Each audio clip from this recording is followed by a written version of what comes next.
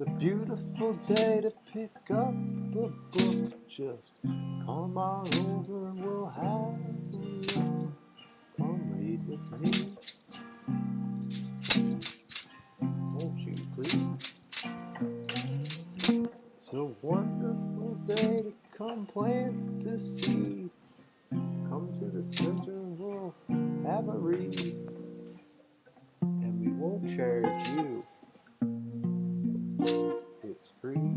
So I'm just getting back from a walk with my dog Harley here. Went around Kitty Bitty today and seen all the ducks and the swans around, and it reminded me of the old fable written by Hans Andersen back in 1843. Ugly Duckling. You might have heard of this fable. It's popular among kids. Obviously, it's written in 1843, so it stood the test of time. And we're gonna listen to a little rendition by Michael Ryan. He reads it and also does the illustrations, and he took those pictures. So let's just have a read and see what it's all about.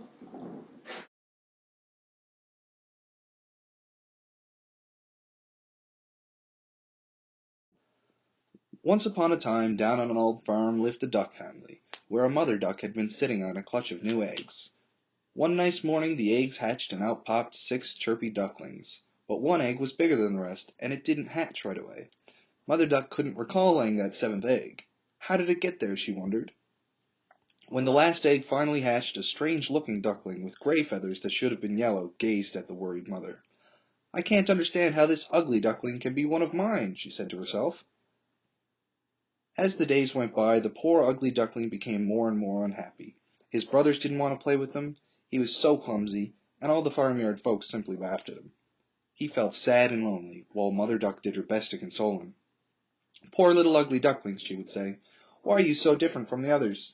And the ugly duckling felt worse than ever. He secretly wept at night. He felt nobody wanted him. "Nobody loves me. They all tease me. Why am I different from my brothers?" he wondered. Then one day at sunrise he ran away from the farm. He stopped at a pond and began to question all the other birds. "Do you know of any ducklings with gray feathers like mine?" But everyone shook their heads in scorn. "We don't know anyone as ugly as you," they said. One day he found himself in a thick bed of reeds. "If nobody wants me, I'll hide here forever." There was plenty of food, and the duckling began to feel a little happier, though he was still lonely. One day at sunrise he saw a beautiful flock of winged birds overhead, white with long slender necks, yellow beaks, and large wings. They were migrating south. "If only I could be like them, just for a day," said the duck. Winter had come, and the water in the reed bed began to freeze. The poor duckling left home to seek food in the snow. He dropped exhausted to the ground, but a farmer found him and put him in his big jacket pocket. "I'll take him home to my children," he said. "They'll look after him. Poor thing, it's frozen." The duckling was showered with kindly care at the farmer's house, and the ugly duckling was able to survive the bitterly cold winter. By springtime he had grown so big that the farmer set him free by the pond. That was when the duckling saw himself mirrored in the water. "Goodness, how I've changed! I hardly recognize myself." The flight of swans winged north again and glided onto the pond. When the duckling saw them, he realized he was one of their kind, and soon made friends. "We're swans like you," they said warmly.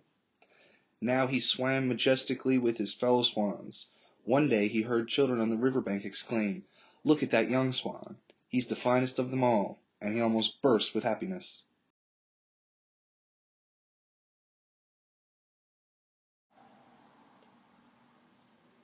Well, I don't know about you, but that fable is just as beautiful as I remember. I'd like to thank Michael Ryan for doing up that little rendition.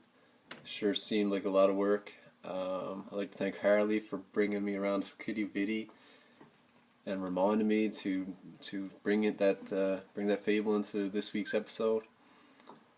But that about wraps it up for this week.